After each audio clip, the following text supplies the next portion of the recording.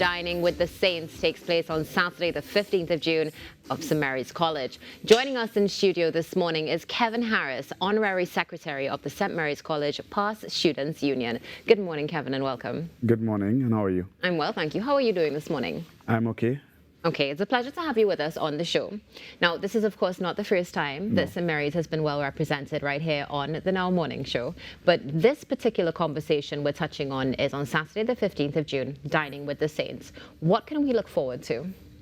So, as per usual, patrons can look forward to our array of foods from quite a few high-profile past students of the college, our complimentary bar. Okay. And our exceptional entertainment this year.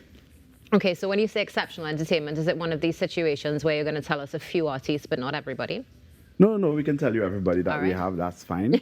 So we will start with the school's pan ensemble. Okay. They will be performing. We also have the Bishop Sandsty Junior School Choir.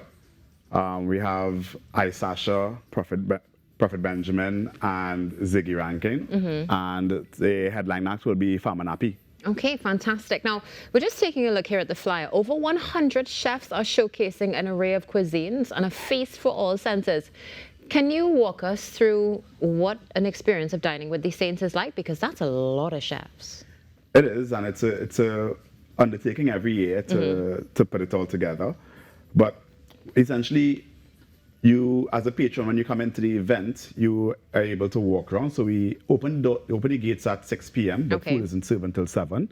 So patrons have the opportunity to walk around and see what they would like to partake in. They are allowed a choice of 3 meat dishes and then staples. We have complimentary desserts, and as well as then our complimentary bar. So it's first come, first serve, so it's best to be on time. My goodness gracious me. First come, first serve and being on time is very much reminiscent of being in secondary school and having to be there on time. Okay, now you mentioned, of course, there's entertainment, there is a complimentary bar, the food is being served. Now, the food is being served at a different time, right? The food is being served from 7 p.m. to 9 p.m. Okay, but the event finishes at 11. The event finishes at 11, yes. So we have entertainment while you're eating in our main hall, which is in the Centenary Hall of the college. And then afterwards, we have sort of a mini concert with the main performers. Oh, excellent. This sounds like it's going to be so much fun. Now, what exactly is this in aid of, Kevin? So it's in aid of upkeep and the running of the school, right? Anybody who is in charge of or is involved in school, particularly parents, will understand the vast cost that it takes to run a school, especially one the size of St. Mary's College. So fundraising is a big part in terms of how we keep the school running on a day-to-day basis. Okay, excellent. It's definitely something, of course, that we see with the school with the continued fundraisers. So it's good to see that this initiative continues because this is annual. People, I mean, they pin it into their calendars. So it's great to have the reminder this morning also on the show. What about parking, though? Because parking can be a little bit iffy at St. Mary's. So we have 5 car parks designated for the event. We have the NLTB car park on Upper Pembroke Street, the TSTT car park on the corner of New and St. Vincent Street. We have the Guardian car park on St. Vincent Street and Clark and Batu on Green Corner. And all of these parks are secured by our security, and we will have shuttles to and from each car park. Excellent. We love to hear the shuttles, especially. All right. What about when it comes to this event, we have 100 chefs, complimentary bar, food is served. What about sponsors, though? Because this is a lot to put on. It is a lot to put on, and we have to thank our sponsors every year. This year, we've been fortunate to be sponsored by Land Rover. We have Haagen-Dazs, Angostura, as well as a couple other sponsors who we're still in negotiations with. That's absolutely fantastic. And it's good to see that the negotiations continue with corporate Trinidad and Tobago so that the school can continue to blossom.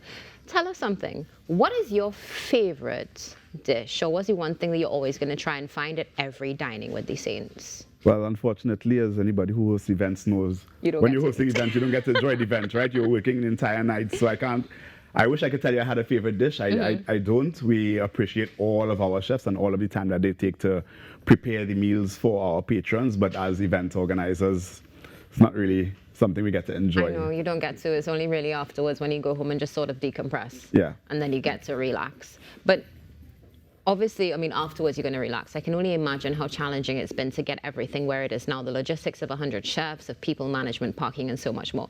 What has preparation been like so far, and are you ready for the 15th of June?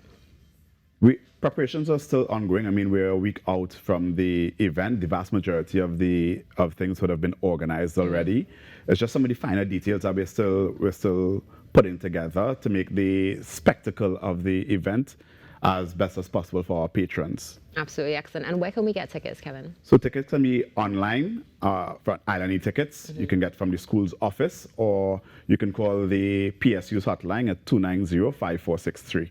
Okay, excellent. Well, Kevin, thank you so much for joining us this morning. No problem. Thank you for having me. It's a pleasure. All the best to you and your team, and looking forward to Dining with the Saints 2024. Dining with the Saints is happening on Saturday, the 15th of June at St. Mary's College. You don't want to miss it, and you don't want to miss what's coming up right after this short break.